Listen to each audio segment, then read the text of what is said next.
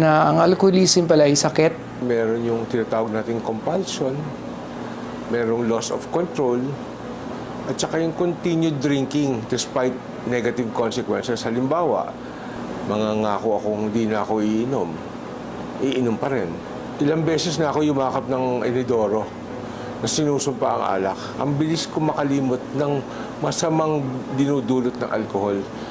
Lagi ko natatandaan na lamang yung sarap. 26 years ka nang maayos! Ito ang kailangan ko. Hindi ko naman gusto yung lasa ng alak eh. Kaya ako alam kong alcoholic ako dahil ang gusto ko yung tama.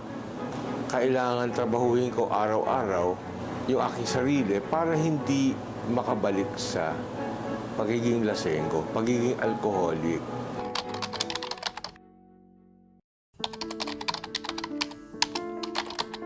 My name is Manuel. I'm alcoholic.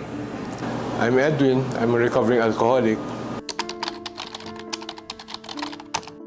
Lumaki ako sa bahay na nanay ko is umiinom ng alak. Yung tatay ko umiinom din ng alak. Growing up, lagi akong alaskado, mataba ako eh. So kailangan ko humanap ng paraan para maging cool. Kala ko normal. Kapag may mga okasyon, wala pa akong grade 1, marunong na ako uminom. Para maibsan yung hiya, alak ang naging kasangga ko, kumbaga. Hanggang sa nagprogreso yon pagdating ng high school, ng college, pa iba-iba na. Hanggang sa hindi na ako makatigil. Coping mechanisms in a sense na nare-relax ako, tumitigil yung mundo ko kahit saglit. Yun ang akit sa akin ng alcohol. Siguro babae, lakas ng loob, false sense of self-confidence.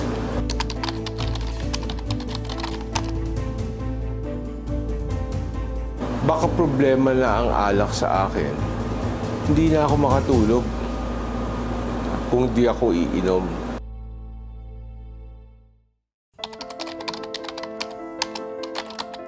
Nawala ang relasyon ko sa aking pamilya, di ba? Kasi nga, Nagigising na lang ako, nasa loob akong presinto. napansin ko, gumagawa na ako ng mga bagay-bagay na pinangako kong hindi ko gagawin kasi gawain ng alcoholic yon. Nagigising na lang ako, hindi ko alam kaninong damit yung suot ko. I need help. Samahan mo ako. Na-realize ko talaga na alcoholic ako pagkatapos ko na sa pagamutan.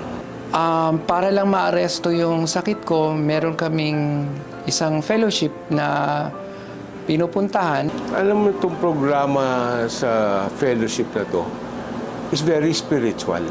Dito ko actually nakilala yung kung sino ako.